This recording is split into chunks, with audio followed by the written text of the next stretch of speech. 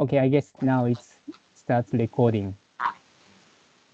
And sorry, so basically, yeah, we are looking at passive cooling, and we typically organize these webinars bi-monthly, where we invite our passive cooling experts to introduce their insight and also experiences. And this webinar will start with the presentation, followed by the member discussion and Q&A. And please note that this meeting will be recorded and uploaded to our working group website after the meeting for knowledge sharing purpose. Also, if you don't mind, could you please introduce yourself, your name, organization, location in the chat? And also feel free to share your resources on passive cooling strategies, especially natural ventilation, which is today's topic, in the chat. So you can share, feel free to share your resources such as publication, research paper, guidelines, case studies, tools, or event information so that other participants can also learn what you are doing with your resources. And you can also use this chat to put your questions to the speakers and any reflections that you will have during the presentation so that we could address later in the Q&A session. And just one thing I want to highlight is that we are currently developing the Global Passive Cooling Guidelines, which will be launched softly at COP30.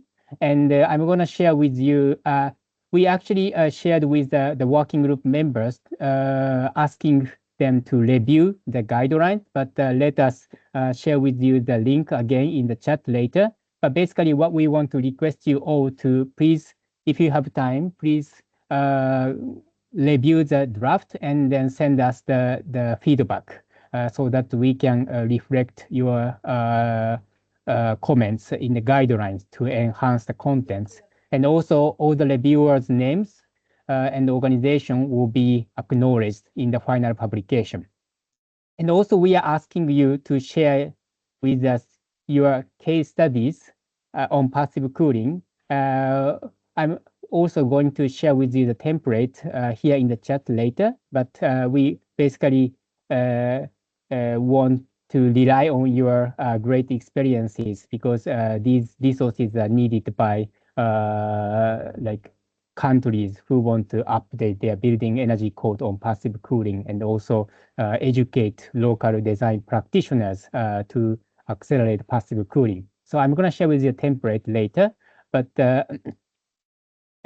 so basically we are currently developing the database on passive cooling, which will be disseminated into the world in the end to over 180 countries. So we definitely rely on your expertise and experience. So all these review and also case studies deadline is until next Friday, until 24th October, next Friday. So please feel free to send us any comments and also case studies. And finally, so today, one of our working group co-chair, Hub Kaisers, from Netherlands Organization for Applied Scientific Research, or TNO, and International Council for Research and Innovation in Buildings and Construction, or CIB, will moderate this session.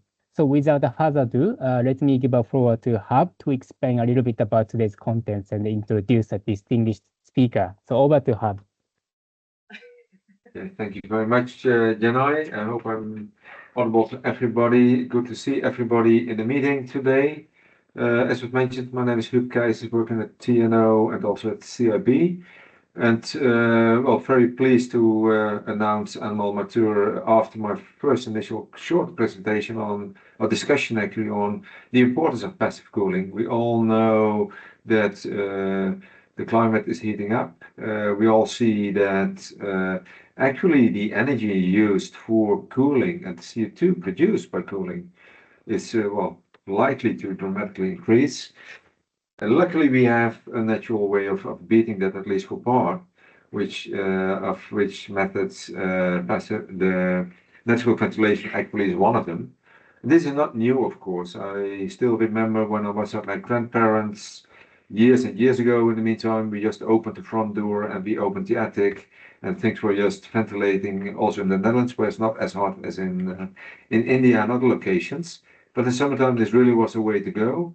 We tended to forget about that, especially when moving into the cities in the Netherlands, where you normally do not leave your front door open anymore. But I really think it's an easy way, but of course, a way which should be integrated in your design and your activities to at least lower a lot of this heat.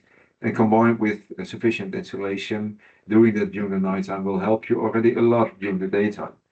But I'm not a specialist, and luckily we have a specialist aboard today, Amal Mathur, architect from Origin, but also I think director of a startup company in India, if I recall correctly, Amal, located in India, in New Delhi, where the temperature is quite different from the Netherlands, but I think as important in India as it is for Australia, South Africa, all over the globe.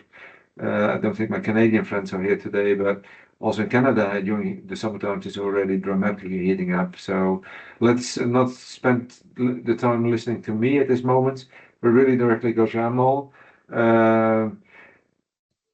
Architect from Origin once again, but really into depth into ventilation and natural ventilation. So Amal, please take the floor.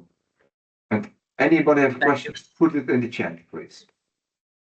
Thank you, Dr. Hub, and everyone who has taken the time to join us today. So, like we've been talking about passive cooling and natural ventilation is one of the most fundamental aspects that as human beings has always been part of our buildings. But unfortunately, with the time, the modern building design has come to a shape where we're really forgetting the real importance of natural ventilation. And like you rightly said, that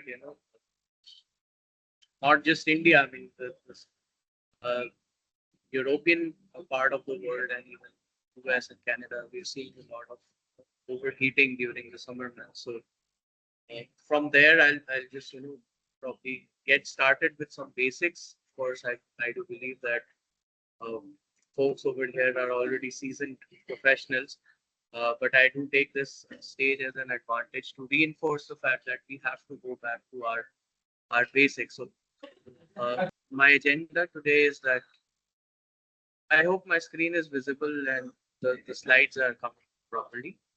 Yeah, perfect. Thank you. Okay, thanks. So the agenda today that I want to discuss is from you know principles to practice. How do we really go about implementing strategies that work and that can be measured and quantified, and we can derive some numbers to basically assess whether the strategies are working. So that's primarily what I'll be focusing on. So as we all know that ventilation is critical for providing us thermal comfort as well as to maintain indoor air quality, and uh, primarily due to a difference in either temperature or pressure, the force generates, which essentially increases the amount of ventilation. And like I said, that either we use it for cooling, like we do it in the tropics, or large part of the world we use it for flushing out the pollutants from the indoor spaces, making the indoors more productive and healthier. Largely, when we talk about cooling through natural ventilation, fundamentally we have to understand that natural ventilation comes with its own limitations, but building design, how can we integrate those things? So essentially, we need a temperature that is outdoor temperature should be fairly comfortable or lower than the indoor temperature, so that natural ventilation with a sufficient flow rate or a sufficient quantity can essentially flush out the heat that has got built up inside the space due to either the envelope or the people sitting in the space. And from time immemorial, our vernacular architecture has been adaptive to natural ventilation, and strategies coupled with natural ventilation, like the use of thermal mass, like thick walls, or the use of evaporative cooling, has essentially been fundamentally based on the which is ventilation. So when we talk about natural ventilation in buildings, primarily we have two modes of operation where the phenomena really occurs. One is through wind-driven cross ventilation, where you have enough outdoor wind speeds and you just open up windows and or you open up opposing uh, uh, openings and you allow the ventilation to happen, or you have buoyancy ventilation. So in wind-driven ventilation, there are various ways of working around the building design so that we get enough air changes and we are able to make the people or the occupants inside the space comfortable. So something like placing openings at opposite directions so that we are able to ventilate the space, using narrow orifices so that using the effect of Venturi effect, we are able to increase the speed of the air, and that is something that we have seen historically also. So this is one of the examples from India, very famous Hawa Mahal, which is basically known as the Palace of Winds. And the concept of using smaller orifices distributed around the facade essentially helped to make use of the Venturi effect to increase the speed of the air. So vernacular architecture has always been very intelligent about this, but unfortunately we are losing that touch more often.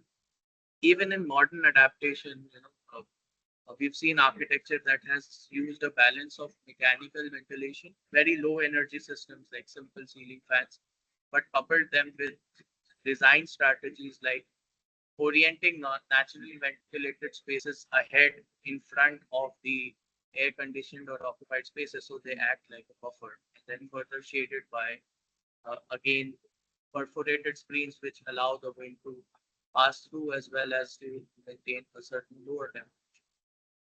Coming to southern Europe, like most of you probably would be familiar with the context, climates like Greece or Spain, where you have decent amount of summers. It's a very common phenomena to have double shutter windows so that you can open them up during the summers and then they have the opaque shutter which you can close down during the winters. And thick mass, thermal mass, essentially helps you to increase the effect of natural ventilation by removing the heat through the building at the night time when the temperatures are lower. Now, when we look at another effect of natural ventilation, in absence of high wind speeds, there's always a natural effect of buoyancy that is occurring every time. Every time inside a building, there will always be a temperature difference between heights, and that's primarily because of the density of air. So this naturally creates a current, and very simple concepts like clerestory windows or attic vents are derived or based on this fact that you have cooler rooms on the lower portion of your floor, and the warmer the wind gets less denser, and therefore it moves up and creates a natural force. So essentially, vernacular architecture was based on these concepts like wind towers.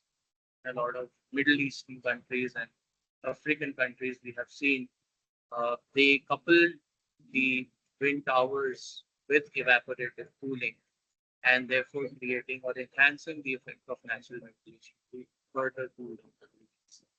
A modern adaptation of that is a passive downdraft evaporator. Essentially, uses natural ventilation with a combination of forced mechanical ventilation. So you can see that there are some towers that we called as solar chimneys, and they're essentially heated up so they create a natural suction.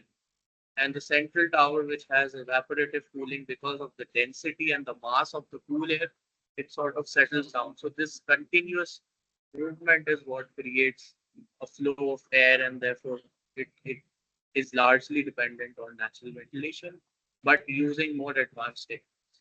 Right.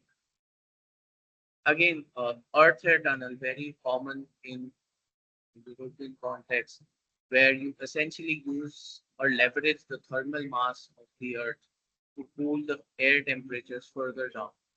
So these are all strategies that have increased the potential of natural ventilation just by introducing architectural or building design elements in a more logical and sensible manner. If we talk about colder climates where essentially ventilation is more appropriately used for maintaining indoor air quality, features like the Trompe wall, which essentially help to heat the space passively, but at the same time avoid overheating and as well as create this fresh air through a stack effect, where the lower inlet is essentially drawing in cooler air and the higher outlet is extracting the warmer air with the effect of buoyancy. A very simple example of that is the roof attic, a window, right? The ventilator on the attic. Or in these modern times, we have products like trickle vents on the windows that have been coming up. So all of these strategies have been prevalent, present throughout uh, modern history, but it's essential to understand how we can implement these in our buildings.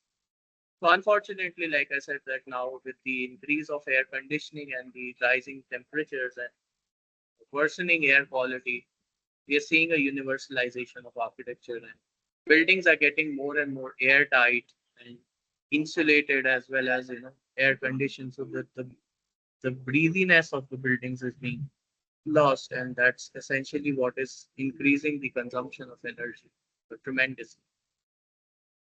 Like I said, that what do we actually do, because the temperatures are rising as well as the air quality is not that great, specifically where I come from in New Delhi. We have this classic problem that when you Sorry? have very brief periods where you can actually use natural ventilation. Yep. But She's even then, very you just should cut. be able to design for it. Surely. So with this approach or this challenge in mind, let's directly dive into. Amol, one Sorry. moment, please. Some people had their mic open, so please keep it closed unless there's an urgent question. Then please raise your hand. Not everybody gets good sound, I saw, but it's quite good at my place. So I propose just to continue, but please, everybody, lower your well, don't use the mic unless really needed. So please continue. So thanks for that. Yeah. So coming back to our discussion, that we've seen that natural ventilation design techniques have always existed. Now it's important to understand how can we start strategically deriving opportunities or feasibility of natural ventilation in modern buildings, and with the help of some case studies, I'll be able to explain these concepts further. So when it comes to natural ventilation based cooling, we are essentially looking at dealing with warmer temperatures and trying to improve the thermal comfort. Now, thermal comfort is a very complex phenomena, but to simply put it upfront, it's a state of mind, right? There are some physiological needs, which of course are universal.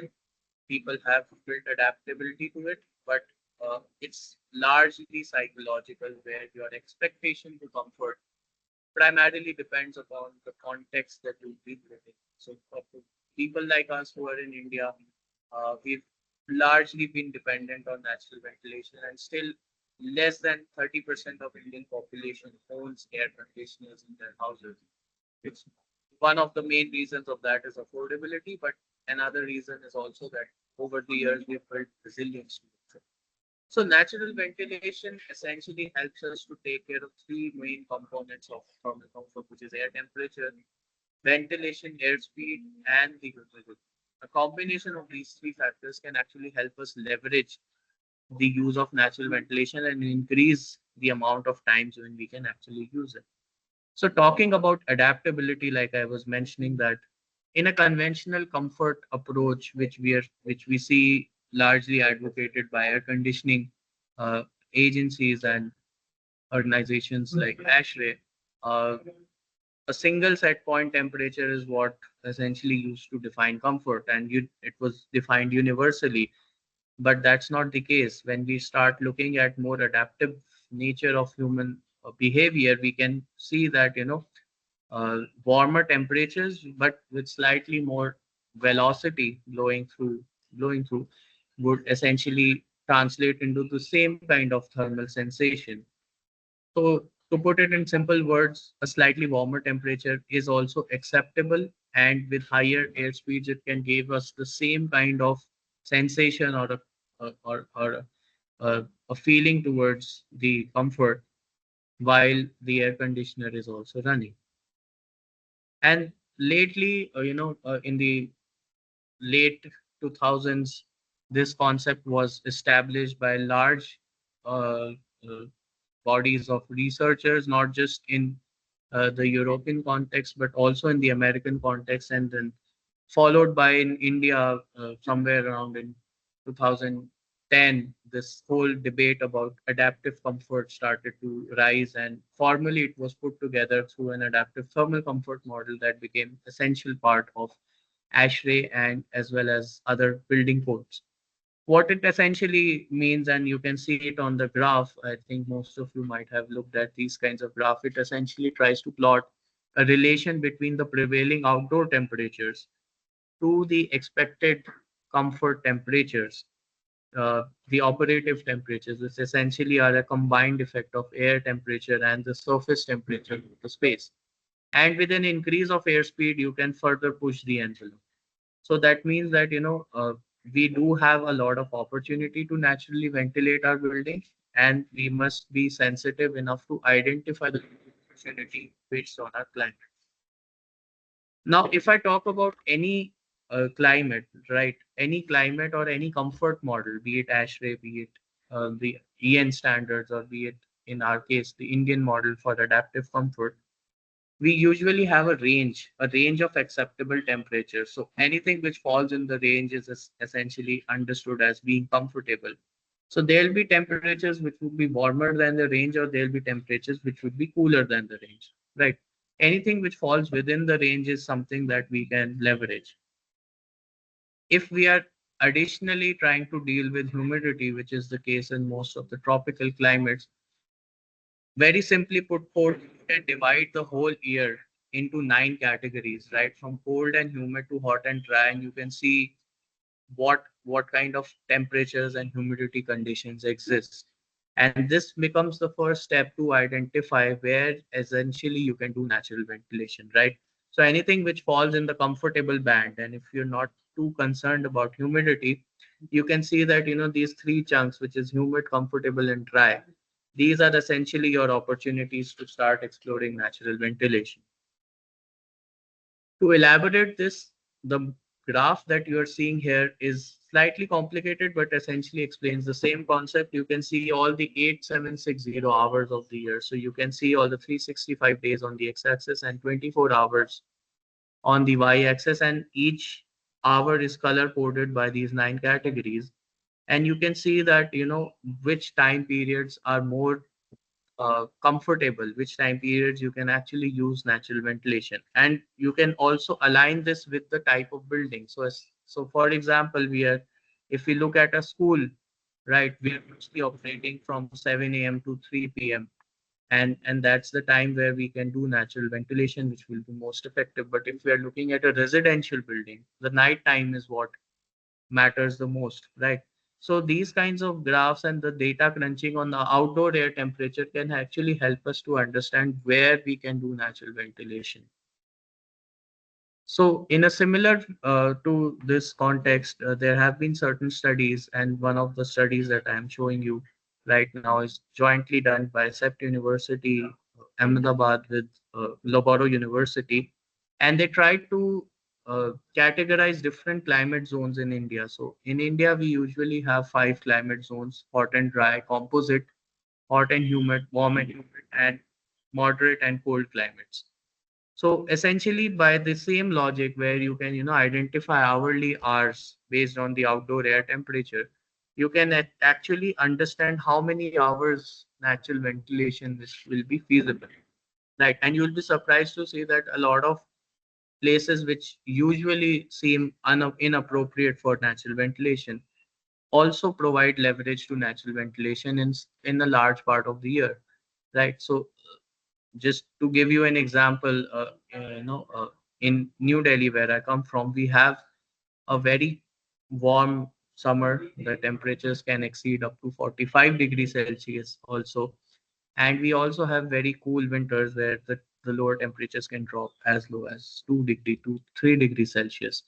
But there are months in the time period of February and March, and the monsoons, where the air quality is also good and the temperatures are also bearable within 30 to 32 degrees Celsius. So that provides almost 30% of the hours of the year can actually be used for natural ventilation if buildings are designed for that.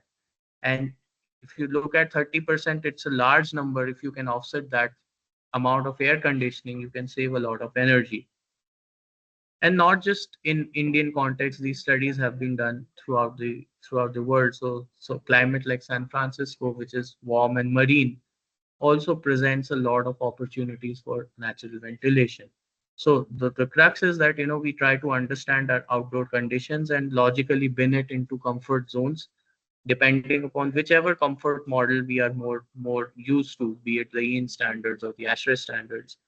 And we can actually quantify the number of hours where natural ventilation would be most useful. Now, once we've done that, it's essential to understand how do we actually design for it, right? So I'll try to put forth a case study, and if time permits, we can look at more case studies. But to be crisp, I'll focus more on wind-driven cross ventilation because that's something very simple, very easy to do. You just have windows, place them in the right direction, size them adequately, and you're all set to go. Right. So I'll try to put forth one case study, one of the projects that I was involved recently completed.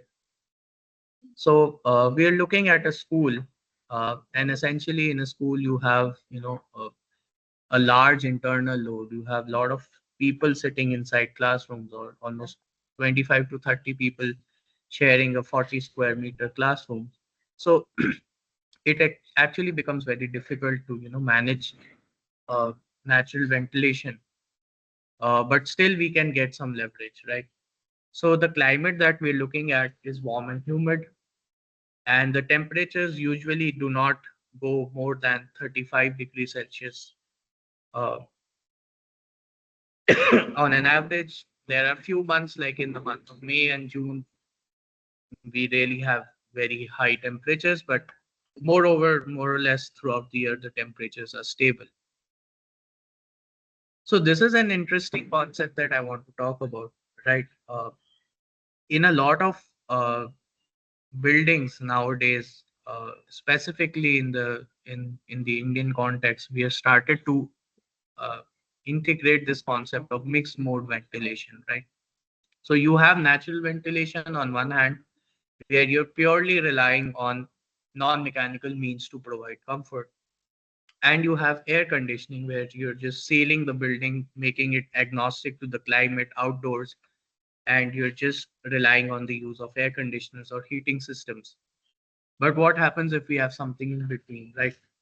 If we try to operate our building partially on natural ventilation and partially on mixed mode, right? On air conditioning. So that is called mixed mode, right? And the concept is very simple, right? You open up windows when the temperature outside is cooler, and you shut them down, use your ACs when the temperatures are warmer, right? So it makes perfect sense to design buildings for mixed mode. And this also gives us an understanding that when we are operating in a mixed mode, our adaptability to temperatures increases, right? Because like we looked at previously, that comfort is a lot more psychological than physiological. So our expectation to cooler temperatures reduces, because if we don't have access to air conditioners very often, or the building is designed in a certain way that allows us to open the windows or switch on the ceiling fans, our expectation for cooler temperature reduces, and we will be okay, or we will be fine with slightly warmer temperatures. So using that science of leveraging slightly warmer temperatures, which are physiologically acceptable, we try to again try to find out what is the suitable time when we can ventilate, right? So again, the objective of ventilation right now is to minimize air conditioning and also to introduce fresh air. So looking at the Could I comfort ask one factor. question, Anmol? Sorry for interrupting, Sure, but please. Sure, um, please. when I looked at this one and also the previous plot, do you think this should be controlled by the human who's sitting there, or should you think this should be automatic? and how realistic is it that people will accept it? Right. So, it's very interesting question, and something that even in this particular project, our clients ask that, you are talking purely on data. When the temperatures are okay, you will switch on the ACs or maybe open up the windows. Controlling it through mechanical means obviously is more efficient because you don't have to rely on human intelligence to actually uh, you know move around every hour by hour, opening the windows or closing them, because this also becomes very difficult for people to manage. But at the same time, mechanically operating windows is also very expensive. You'll need actuators to move the windows, and then how many actuators you will install in the windows. So a very simple thing we did in this project, being a school, we actually installed three lights: green, yellow, and red lights, right?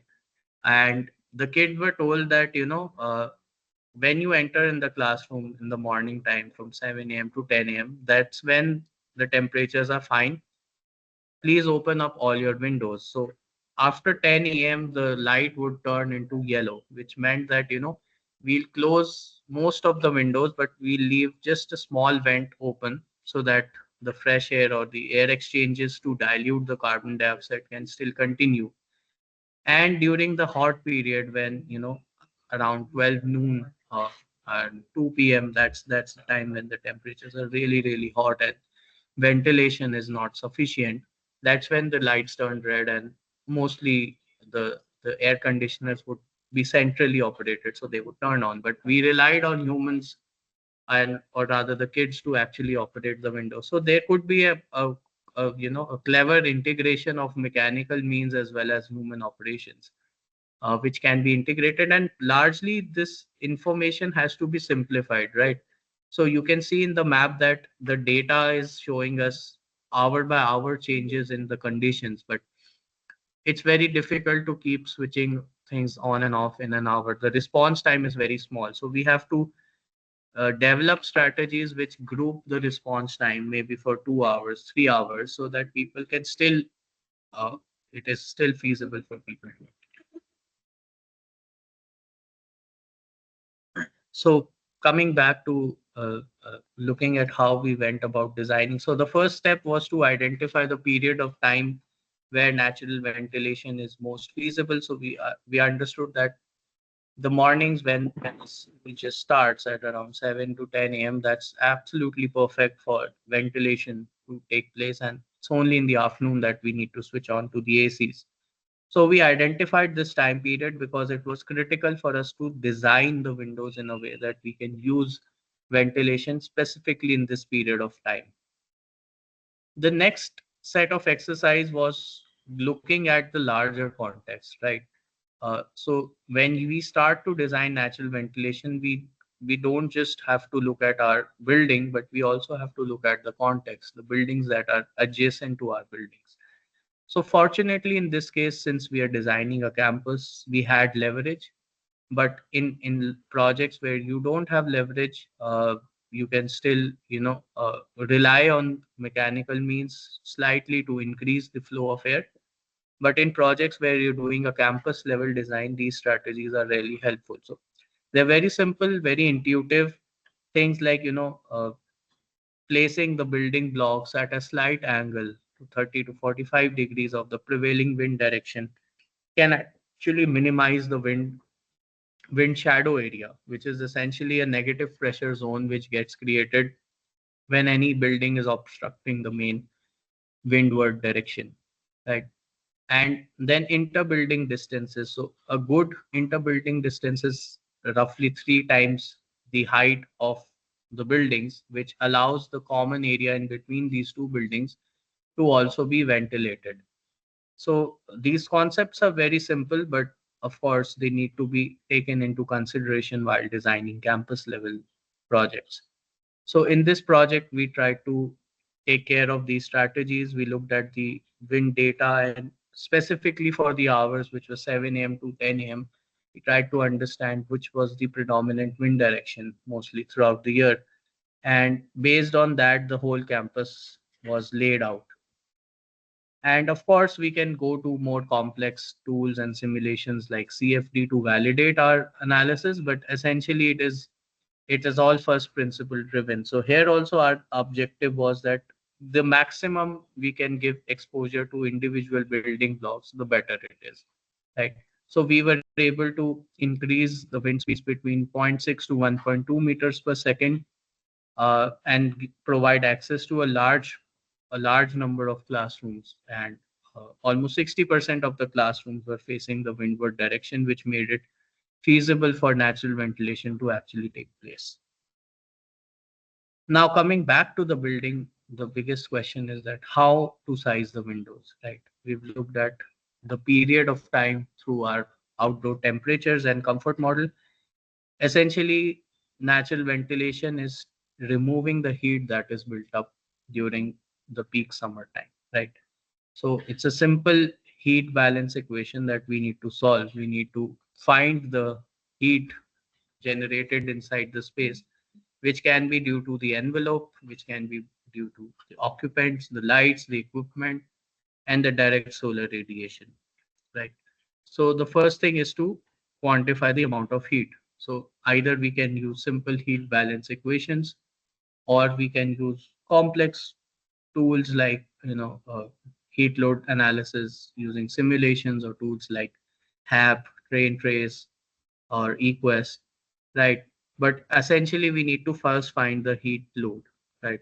Once we understand this heat load, we can actually quantify the volumetric flow rate, or the amount of air changes that need to take place inside the building. Uh, Again, keeping in mind the time of the year where we are designing ventilation for, that's very important. So you can see in this particular table that there are some different rooms that we have mentioned, and the objective is to give an overview of different orientation. So we had the worst west facing rooms and the east facing rooms where the heat load was maximum due to direct solar radiation. If we ambitiously try to ventilate these spaces for the peak summer months, which are the months of May and June, you will see a crazy amount of ventilation flow rate that is needed. Why? Essentially because you don't have a lot of temperature difference between the indoors and the outdoors, and that makes things more unfeasible. So again, reinforcing the fact that we have to be careful and cautious about the time of the year that we select ventilation, and we design or we size our openings appropriately. So in this case also, like I mentioned, that it's mostly in the morning hours, and in the months of, a typical month of October, November, February, March is when the ventilation can happen at its full capacity. So from the heat loads, we can derive the number of air changes, or essentially the volumetric flow rate that is needed to remove the heat that is built up. So looking at an average number of 10 to 15 air changes, this gave us a target that, how much we need to ventilate or how much we need to flush up. Now we can again resort to simple calculations, or we can go to complex tools like CFD. So I'll just give you an example of simple calculation where you can use reference standards like a CIPSE AM10 manual, and there are plenty other reference standards provided by ISO standards, which you can use. But CIPSE AM10 is something that I personally use a lot, and it helps us to design for natural ventilation. For cross ventilation, as you can see, the objective, once we find out the flow rate, which is essentially the Q, we can actually quantify the area. So if we look at this equation, we can see that the area is directly proportional to the flow rate, or inversely proportional to the speed of the air, or the pressure difference between the windward side and the leeward side. Now, what these icons, or what these nomenclatures are, I'll just quickly explain. But just keep this in mind that we've got our heat load, we got our flow rate, and now we're trying to size the windows, and we're trying to understand how much area do we need. So look at first the the coefficient that was mentioned in the formula, which is delta Cp. And delta Cp essentially means the pressure difference. In simple words, it means the pressure difference between the windward side, from the side where the wind is coming, to the leeward side, which is the opposite side, right? So interestingly, you can see from this simple table that, for example, let's just take one instance. Let's say the wind is coming through face A, which is the windward side, which is phase one, right? And if the wind is coming at 45 degrees to the phase one, you get a coefficient of pressure of 0.25 on phase one. And if your opposite window is on the phase four, right, you can see that the coefficient is minus zero point 0.6. Now you need a delta, or the difference between these two, which means 0.25 minus negative zero point 0.6, which becomes 0.85. So you can get this number from a very simple calculation. And you can see that the larger the number, the larger the wind pressure difference, and the more easier it is for the ventilation to take place, which means that the area can be reduced. The next coefficient that we saw in the formula was U, which essentially means wind speeds. And the wind speed essentially is adjusted for height, because when we look at our weather data, which we usually get from our airports, the wind speed is measured at 10 meters per second, or 10-meter height, right? So, but what if our building is lower than that? If we are at 3 meters, or if we are at a high-rise building which is 20 or 30 meters tall, we need to adjust this wind speed because the wind speed increases, right? So we can again use manuals like SIPSI, M10, and ILIDE, other documents like that, and it will help us to quantify the wind speed adjusted for height. It also depends upon the kind of terrain. So if you're in a flat land and open countryside, obviously the wind speeds will be larger because there's less obstruction. But if you're in a dense urban area or a downtown or in a city, the obstruction to wind will be slightly more, and therefore you won't be able to get the same kind of wind speeds that you measure on your weather station, which is usually in an open area. The third coefficient that we see in the formula is something called CD, which is called as the discharge coefficient. To put it in simple layman terms, it means obstruction to the flow of wind. So if you have a window, like a casement window, which you can open up fully, both the sides of both the shutters, you will obviously have less obstruction. But let's say you put a fly mesh to prevent mosquitoes coming inside, then you create certain amount of friction to the flow of air. So discharge coefficient, in simple words, describes this friction and gives you a coefficient that you can use in the formula.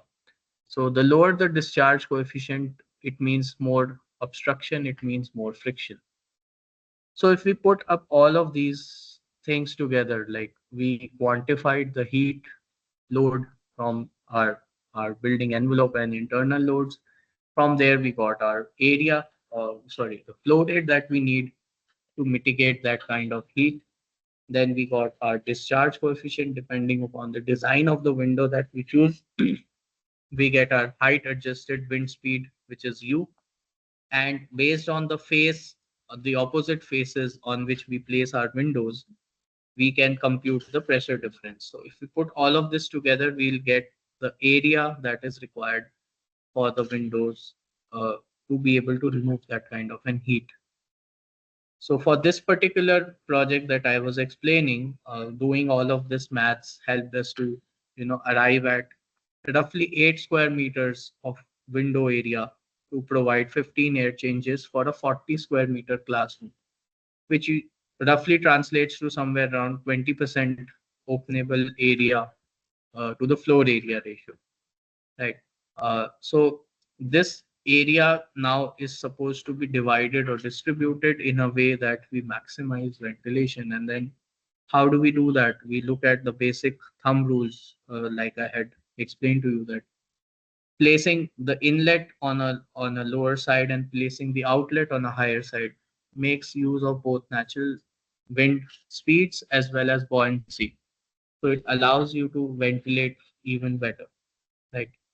And if we go ahead and we look at some CFD simulations, we can actually validate this fact that, placing the windows in a correct manner. Obviously, the area matters, but how do you place them makes a lot of difference. So if you push down the height of the window on the windward side, basically you lower the sill level of the window, you can create a more better draft. And that also means that the occupants which are basically seated at a height of 3.5 feet, they will be directly exposed to the high wind speeds. So it just tries to summarizes that how we come up and put together the different pieces of the puzzle. We try to understand what kind of strategies will work the best, and then we validate that. Just for the next 5 minutes, I will take some more time to talk about another way of doing natural ventilation, which is buoyancy driven. So in a lot of projects, specifically in this the southern part of the world, in Asian countries, we have a lot of density, we have a lot of population, so we don't have a lot of space to do cross ventilation because we need to tightly pack our houses. So this is another interesting project again in the warm and humid climate of India. And this is a affordable housing, a low cost housing. So people don't have access to air conditioners here. The only thing that they rely on is fans and natural ventilation. Needless to say that their adaptability to warmer temperatures is more. So in the previous example, we looked at a mixed mode ventilation where you have access to ACs, but you are operating them very judiciously.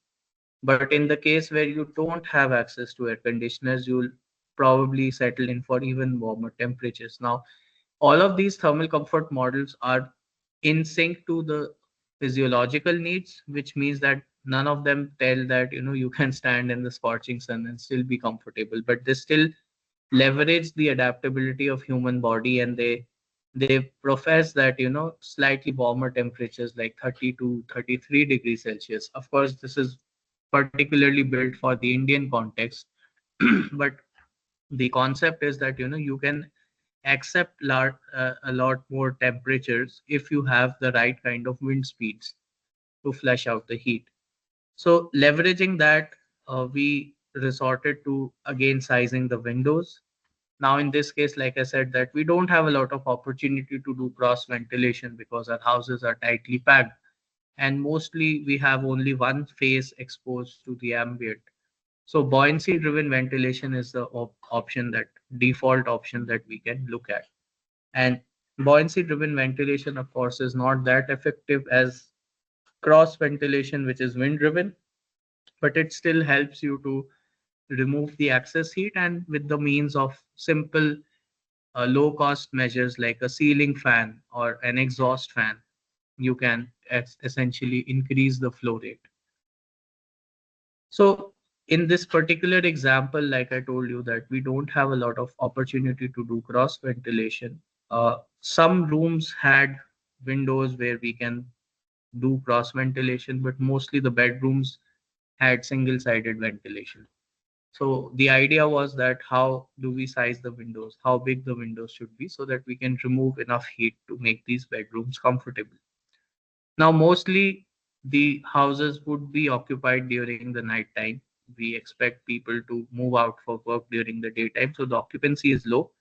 But at night time, our heat loads are also less, right? So the amount of heat that we need to remove is only whatever is stored inside the building envelope. And needless to say that the building envelope also has to be more better. It has to be slightly more insulated, it has to be shaded, and it needs to have a specific thermal mass so that the heat can be stored during the day and be released during night time. So again, very simple strategies like providing openable louvered windows so that during the day when the heat is more, you can close the glass pane and you can just have the opaque shutters like simple louvers, which will not allow direct solar radiation to come in, but it will ventilate the space. So again, in like the previous example, we try to first compute the amount of heat gains. We do the same thing over here. The next thing is to calculate the amount of area. Now, contrary to the previous example where we looked at wind-driven cross ventilation, here we're essentially relying on the temperature difference between the lower height and the higher height. So the formula or the methodology of calculation is much more simpler because it now just looks at the temperature difference.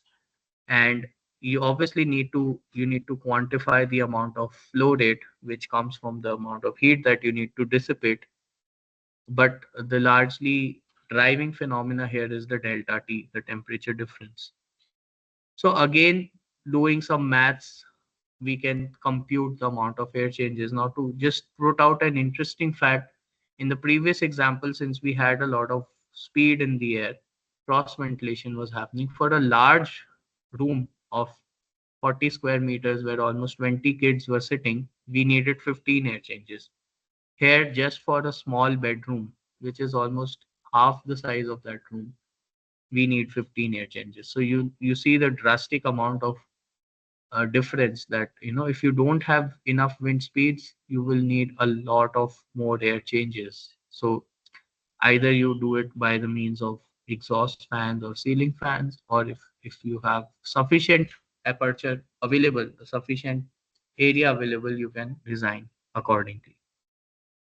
Now, what Could I ask you to speed a little bit up because there are very nice questions popping up as well. So if you could try to finish in like the next minute yeah, or so. yeah, I think I'll just wrap it up with this last case study and just very quickly browse through some other case studies, not go into a lot of depth. So just to summarize what I was trying to emphasize, that obviously we quantify the amount of area of the windows or the flow rate, but it's also essential to understand what impact it has brought. So with the use of simulation tools that is possible, you can simulate the kind of building that you've designed or derived from simple calculations. And just to explain this graph that you can see on the right side, it essentially tries to map the number of hours that are comfortable as per the comfort band that I showed you for natural ventilation. So by improving the design of the windows, by improving the quality of the envelope, we can actually increase the comfort hours without air conditioning. Of course, there still remains a lot of part of the year which is red, which is something that natural ventilation can't deal with possibly, but you still are able to increase the amount of comfort hours to a good number of 60 to 70% hours. And if you increase the ventilation flow rate, so this graph essentially shows you the operative temperatures. So if we have a very basic envelope which has low insulating values and no shading, then you'll obviously be warmer than the ambient temperatures with the orange line shows. If you improve the envelope, you introduce more shading and you do more thicker walls for thermal mass, insulation as and when needed, because natural ventilation and insulation don't go together hand in hand. You need more breathable envelope. So if you do a good thermal mass, you will further pull down the temperatures, and then if you increase the flow rate by small mechanical assistance, you can increase the impact even more. So just before I close, I'll just quickly, spend half a minute to walk you through some other concepts, something like stack effect that we spoke about. So this is also one of the ways to do ventilation, and you can combine this with earth air tunnels and use the stack effect of earth air tunnels to cool the temperatures and the stack to actually increase the ventilation flow rate. And when you do ventilation for air conditioned spaces where you're actually just focusing on the fresh air component, that's also something that is very useful, where you can actually design windows in a way that you operate them sequentially and you can reduce the amount of carbon dioxide generated. So in this particular office building, what we did was we tried to map the carbon dioxide rates during a regular operation, and we found a shocking 1200 ppm. But with a simple strategy with opening windows during lunchtime and some more hours, we were able to bring down the spikes And again, this was an activity that we did with the occupants, and simple CO2 sensors and a small alarm can help you to trigger you that now is the time to open the windows. So right, I mean, the crux here is that if design is correct, if the objective is clear, if the methodology is clear, buildings still do have a lot of potential to operate with natural ventilation. So in the interest of time, I would just take a pause here, and would definitely like to have some questions if there are any. Thank you very much, Amal. I think it gives a very nice overview impression of everything that's happening. We have quite some questions popping up, and we only have 2 minutes left, so I propose to go a little bit longer if that's okay with everybody. Of course, when you have to leave, you have to leave, but let's extend it by at least 5 minutes or so. And the first two questions actually coming from Lasari. If you're still there, maybe you can mention it yourself, Lasari. Just speak up, open the mic, and then Amal can react to that. Yeah, I'm still here. Thank you so much. Just have two questions. Firstly, about we've mentioned the natural ventilation in the warming world, and I'm still wondering if they will be efficient for the long term, excluding the air quality. Secondly, is we have here in Europe sometimes, or not during the summertime, we add the hour for daylight saving, and as he mentioned, like with the timing, sometimes it starts early, but like the substitution effect, if we delay with 1 hour, probably it will reduce the energy savings from cooling. So like I'm wondering if it's efficient or it's not efficient. I mean, if you compare the saving from lights or the saving from cooling. And thank you so much.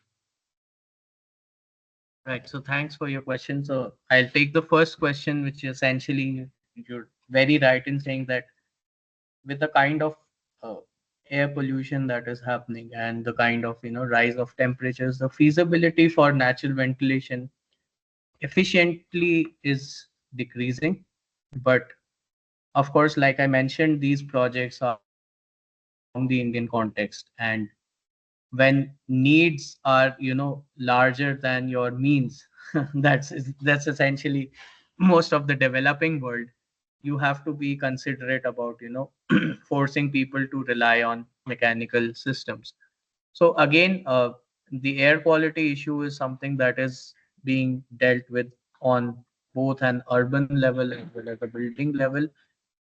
We don't have a lot of access to air purifiers here in India, but what usually people do are simple techniques like putting a wet cloth in front of the window, so that acts like a porous barrier. Some of the dust gets stuck onto that wet cloth, and you still have some breeze coming in. So these are some hacks that people have developed vernacularly.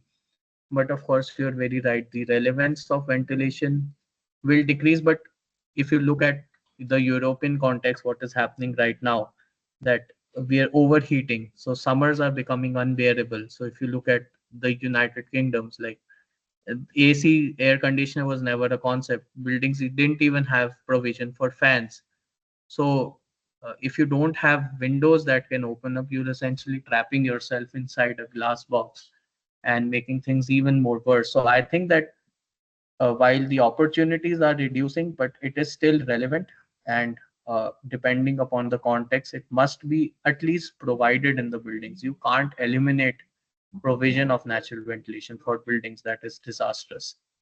Coming to your second question, which was essentially looking at the time of the day savings of light fixtures versus operating natural ventilation. Of course, I would say that the advancement in technology to lighting has tremendously occurred. Now LEDs are most common, which consume less than 70% of the energy which incandescent lights. So lights are essentially more efficient, but that's not something that has translated very well to air conditioning. So even if you look at the numbers, savings in air conditioning, because the consumption of air conditioning largely attributes to 40% of the whole building's demand. So it makes more sense to, you know, have strategies where ventilation can reduce the amount of air conditioning, but I don't think they are contrary to each other. Like you can still have daylight savings because windows can be designed in a way that you can open them up as well as shade them so that you don't have a lot of direct solar radiation coming in. So they're essentially windows or building elements can be designed to work cohesively for both daylight savings as well as for ventilation. Okay, thanks for that answer. The next question is a little bit more political, but Eve, maybe you want to elaborate shortly on that, and then Anmol, a short reaction, please. Yes, I will. Can you hear me? Yes? Yes, I can hear Okay. you. Well, if you consider renewable energy as the use of natural force that is continuously available, can you consider ventilative cooling as renewable? And why do I ask this question? We need to promote this technology as much as possible. And in Europe, especially for the EPBD, the architects need to comply with quotas on renewable energy. So if that would be included in renewable energy, it would promote the technology very much. But the question is do you consider that as renewable? Yes or no? I mean, of course, it's renewable if you look at in, you know, direct senses. Movement of air is a natural phenomena which will always occur. So I mean, if you consider wind turbines as a renewable source of energy, why not natural ventilation? To put it very simply, you know, an analogy, when solar panels started coming in here in India in the late 2000s, people said that we are already using solar energy, and we asked like how? Like we dry our clothes in the outdoors. We don't have dryers. We don't use air dryers. We dry our clothes in the outdoors. So that's also natural, you know, means and renewable energy. So definitely, I mean, like you said, that this is a political question. People would start equating the benefits of it for carbon trading. It's unpredictable. It is not measurable, but definitely worth incorporating in the buildings. And very energy efficient. Of course, free of cost. Yeah. Yes. Free of energy. I So- think so this the- needs. So the point is we need to try to get that into the building regulations very Yes, explicitly. Of course. I think Yes, this will of need course. much more discussion time on a Friday afternoon at my place or on a Friday evening or some of the others, but let's not do that. I would like to give the final word actually to my co-chair of this activity, Lorenzo, and then I propose that we stop. Any other questions popping up, please send them in the chat, and then Janai will make sure that Anmol will get them somehow. But Lorenzo, for you, the last question of today's session. Yeah, in fact, okay, can you hear me now? Yes. Yes. Sorry, we turned off the. Okay, now probably it's better. Yeah, it's probably a short reaction to Eve. I know very well their products. I visited the company, and I totally agree on how can we promote these technologies, these techniques.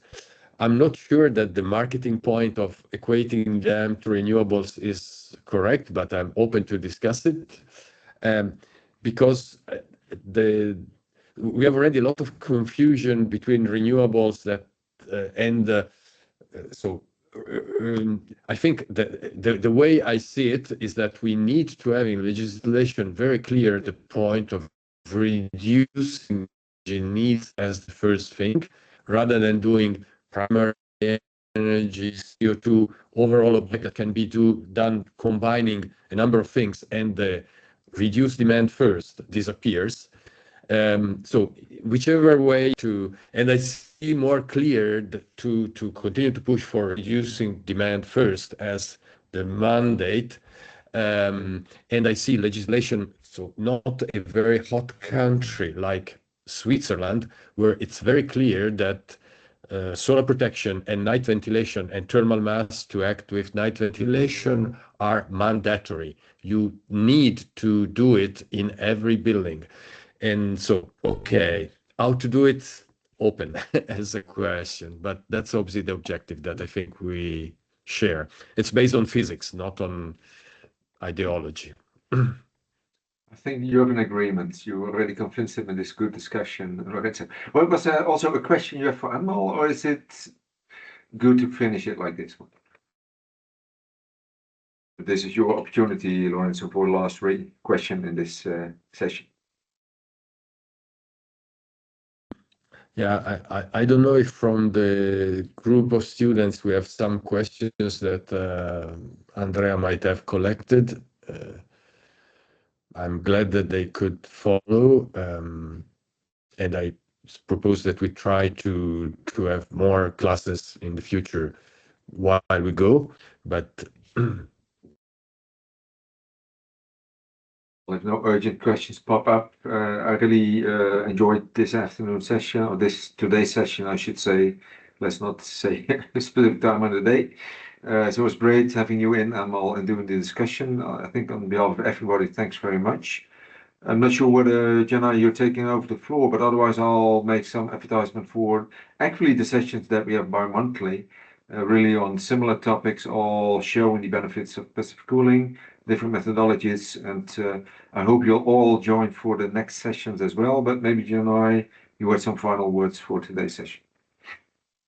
Yeah, thank you very much, Ammo and Hub, for the fantastic presentation and moderation as well, and all the audience who joined this Friday webinar. We really appreciate your participation and contribution to the discussion. I mean, we are gonna share the slide in a week by email and also upload into our Global ABC and Cool Coalition website. So you can look at that for further information. And I'm also happy to write the minutes of today's webinar and also picking up all the questions and then put the answers from the speakers and share with you by email. So thank you very much. And finally, I'd like to highlight one request that I mentioned earlier in this webinar, which we kindly ask you all to review the passive cooling guidelines that we are currently developing. And I put the link to access to the draft. So if you can kindly download it and review and send us the reviewed document, we really appreciate it as it can enhance the contents. And all the reviewers' names will be acknowledged in our UNEP publication as well. And also, we kindly request you to share with us the case studies on passive cooling from your project, which will be also uploaded onto our website to be disseminated to the 180 countries for their informations. So that is all from my side, from UNEP side. And so thank you very much again for all, and have a nice rest of the day and the weekend. Thank you very much. Okay, thanks. Bye-bye, everybody. Thank you. Thank you. Bye. Thank you. Bye-bye. Bye-bye. thanks to everyone. Bye.